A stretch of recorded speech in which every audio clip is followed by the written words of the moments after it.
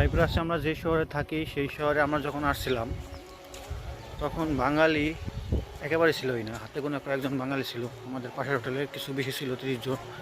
তার পাশের হোটেলে 6-7 জন ছিল, আমরা ছিলাম 6 জন। কিন্তু এই সিজনে প্রচুর বাঙালি আসতেছে। আমাদের হোটেলে মেবি 30 জন আসতেছে, অন্য অন্য হোটেলে 20 জন 30 জন করে, এরকম প্রত্যেকটা হোটেলে বাঙালি আসতেছে।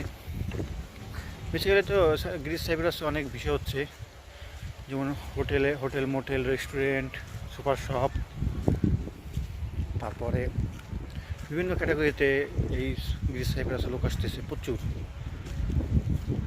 যা এক কথায় অকল্পনীয়, এত বাঙালি আগে কখনো আসেনি, কিন্তু এই ইদানিং বর্তমান বাঙালি অনেক প্রচুর এই গ্রিস সাইপ্রাসে আসতেছে।